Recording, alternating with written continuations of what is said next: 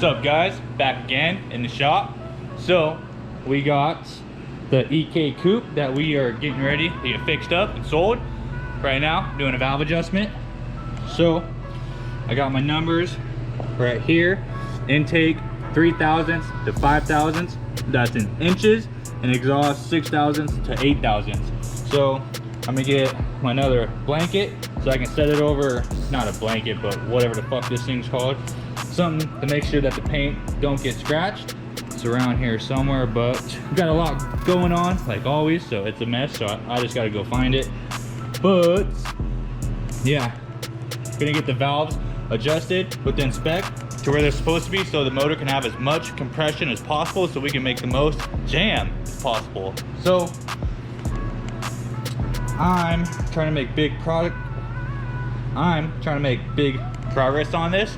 Got customer cars, so I don't got too much time to work on this, but I do have some. This is an EX, so this has an 8-pin distributor plug. So this does not have an RPM tack signal like the distributor reads on a Obd1 distributor. So I try to get this jumper, and this jumper is just not what it is. So I'm gonna make my own harness for this, I guess, since this jumper I bought don't work, and I don't even understand what this is doing here. But I'm gonna make my own harness for this, so I'm gonna go over that too, because that can be confusing on these cars. So I'm just gonna try and help you guys out. But I'm gonna go through, get this valve adjustment done, and then I'll check back in. So I just went through with my biggest number I have for clearance, and these 4 cam lobe shafts on these valves are out of clearance. So I just got the biggest number and I slid through way too easy. So that means I'm gonna pop all 4 of these at one time, because I'm set to top dead center on number 1 cylinder. And you can also tell that the cam lobe shafts are not pushing down on the valves, so the valves are closed right now. So I'm gonna go ahead, pop these 4 nuts and adjust the valves, and that way I can just do 1 cylinder at a time. Okay, we got the first cylinder valves adjusted nice and good. We got it so we went to 5,000ths on the intake side and 8,000ths on the exhaust side.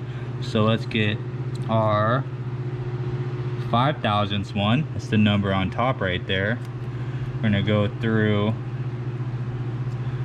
the intake side, slight resistance, perfect. So now we're gonna go hit the exhaust side, and we shot for 8,000ths. So let's go find, where is it?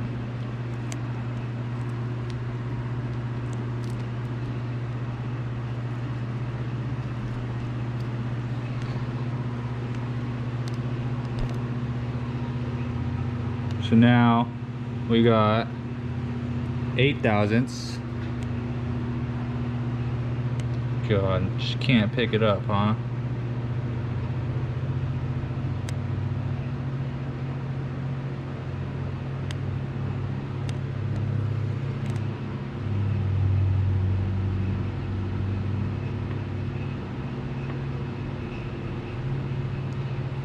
Okay, so now we got the 8,000ths feeler gauge right there. Can barely see it, but it is just a GoPro. Let's go in. Slight resistance. This is probably about 7,000ths actually, which is perfect because that's right within spec. Same with that one, that's about 7,000ths too. So now we can get our torque wrench, go in our book right here. This is a old school Helms book, but it shows that our torque spec for these are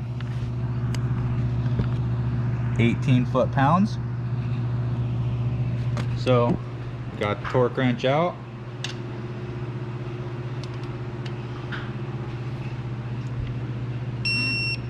There we go. There we go. I got them pretty close with just a wrench, so there we go.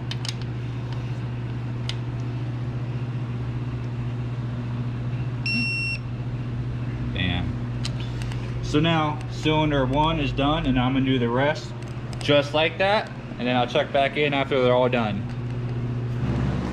All right, so made a little bit more progress on the car. The valve adjustment's all done. I got the valve cover switched over. I got some new lines ran. Went to the parts store, picked up some hose. So I got, hey, ain't seen you in a long time, huh? Woo! What's up? Yeah. Long time. I'm here every day. The camera ain't seen me a long time though. Yeah. But she's pretty close. Just need to rewire the distributor and figure out what exactly we're doing with the headlight harnesses on both sides. So yeah. What's up? A couple days later, working on the coupe. So the wiring is pretty much almost 100%, just tightening up some loose ends. Since it's an Obd2 car, we had to convert this over to Obd1 IAT sensor. And so these are the Bosch 1000cc injectors. I just kind of cleaned it up, loomed it. I didn't have to mess with the wiring at all, because as soon as I get this popped out, this is a EV14 to Obd2 connector adapter. So this plugs right into the Obd2 harness. But on this car, all these wires were exposed and just look nasty, and they weren't protected. So I went through and depinned them all and wrapped them in loom and put some heat shrink on there to kind of help clean it up some. And then kind of hit all the wires back there. I had to do the same thing for the IAT, and all these wires were exposed down here. So I heat shrink those up and wrap them in loom. Probably not going to do much with the extra VTEC wires down here, because this is not a VTEC car, and we are starting to get into a lot of time in this car. So the next thing I'm doing is a distributor wiring. So since this is the 2000 EX Coupe, it comes with the Y8 distributor. That is what they call the small plug for the Obd2B. That is right here. So 1 second, let me pop this off.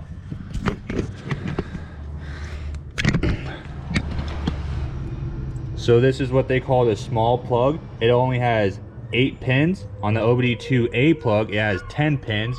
So basically on the Obd2B cars, they deleted the RPM tach signal, which on the Obd1 distributor is on the small plug right here. And I did buy a conversion harness to try and make it work and not have to do nothing crazy. So with the way this hooked up, it just looked, to me, jank, ghetto to me. So basically this harness wanted to go like this, and to me that looks jank and ghetto. And this harness didn't even plug in to that, so basically you would still have to run your own wires. And I haven't had the best luck with these adapters. Usually I just rewire or repin whatever Obd car I'm working on, Obd0, Obd1, Obd2. I usually try and convert the harness on the engine to match the Obd1 distributor. So that is exactly what I did in this case. I just deleted this whole conversion harness right here, throw it away because I'm never gonna use that.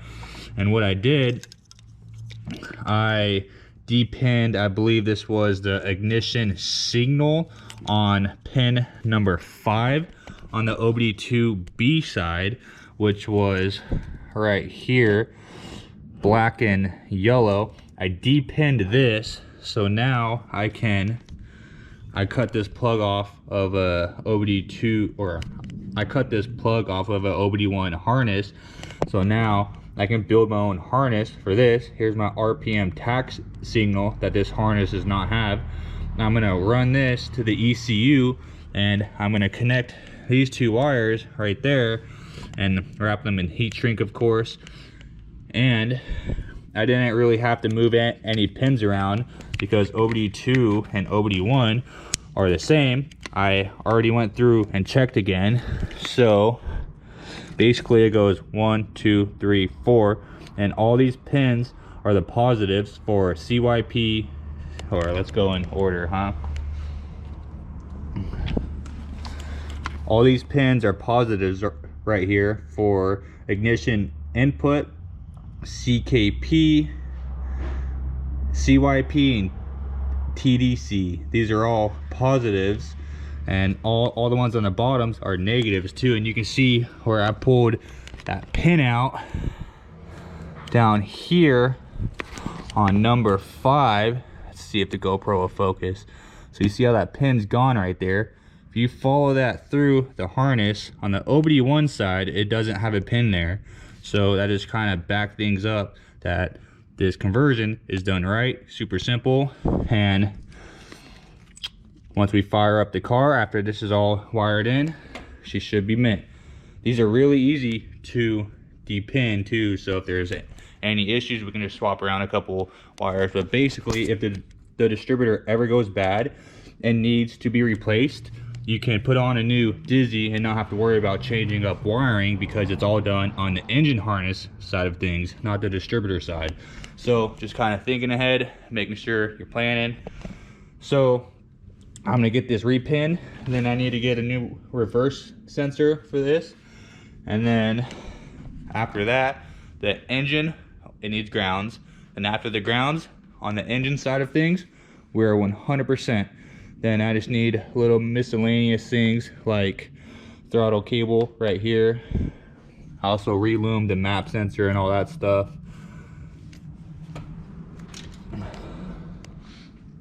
So let's go over some more things on the car. Let's get this pulled off so we can see what we're working with down here.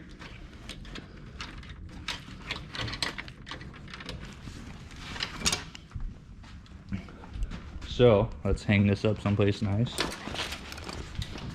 This is a CX Racing universal kit, and CX Racing is probably the best quality eBay parts I've seen. So I highly recommend them if you're gonna buy something on eBay. They're gonna be more on the expensive side, but the parts that I've got from them, they actually really impressed me. So far we got the intercooler mounted up.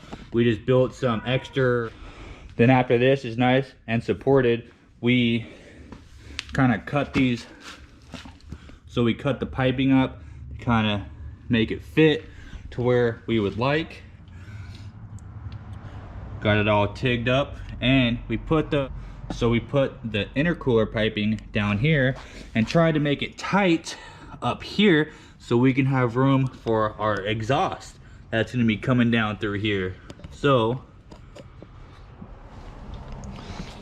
we're going to make a bumper exit exhaust. So we got our 4-bolt flange to V-band adapter. So this is going to turn into a 3-inch V-band exhaust, and we're going to run it out this side. And then we just got to kind of route our way through the hoses and through there. So we're going to have all the room down here for our exhaust to go.